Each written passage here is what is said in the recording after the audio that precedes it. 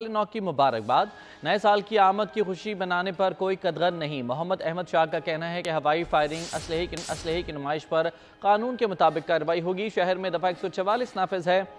हवाई फायरिंग असलहे की नुमाइश पर पाबंदी है। हवाई फायरिंग के नतीजे में इंसानी जानों के ज़िया का खदशा है। नए साल की आमद पर मुल्क की तरक्की और खुशहाली के लिए खुसूसी दुआ की गई।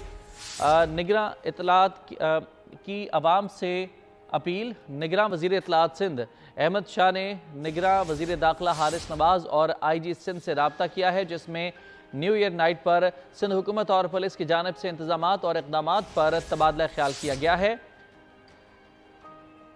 निगरां वज़ीर इत्तलात अहमद शाह साहब इस वक्त हमें ज्वाइन कर चुके हैं, उनसे मज़ीद बात कर लेते हैं। बहुत शुक्रिया अहमद साहब वक्त देने के लिए। सर, क्या इंतजामात किए गए हैं? हर साल देखा जाता है कि कुछ नाखुशगवार वाक़यात पेश आते हैं, उसी के पेश नज़र सिक्योरिटी बहुत सख्त देखी जा रही है हर जगह पर। जी, बहुत सिक्योरिटी का भी इंतजाम किया है। चीफ मिनिस्टर साहब ने भी कल वाज़ेह हदायत की। आज मैंने भी IG साहब से बात की, वज़ीर दाखिला से बात की, कमिश्नर साहब से बात की।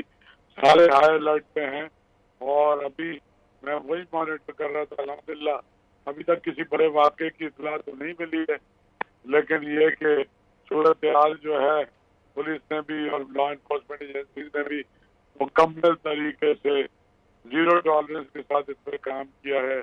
तमाम हमारे DIGs, SSPs, SHOs, ट्रैफिक ने अपना निज़ाम संभाला हुआ है। तो काफ़ी ज़्यादा बेहतर हुकूमत सिंध ने इस दफा बहुत एफर्ट किए कि इसको एक पीसफुली कर लिया जाए।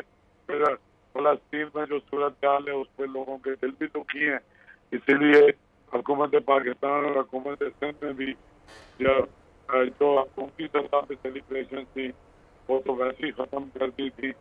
तो काफ़ी ज़्यादा इस दफ़ा जो केयर टेकर गवर्नमेंट है, चीफ मिनिस्टर सिंध की क़यादत में home secretary, commissioner, DC, chief secretary साहब सारों ने कोऑर्डिनेटेड एफर्ट की है CM साहब की सरबराही में। तो अभी तक की सूरत हाल तो काफ़ी बेहतर लग रही है। ठीक है, इदारों के दरमियान अच्छी कोऑर्डिनेशन देखी जा रही है और अभी तक किसी भी नाखुशगवार वाक़े की कोई इत्तला मौसूल नहीं हुई है। निगरां वज़ीर इत्तलात सिंध अहमद शाह हमारे साथ मौजूद थे। आपको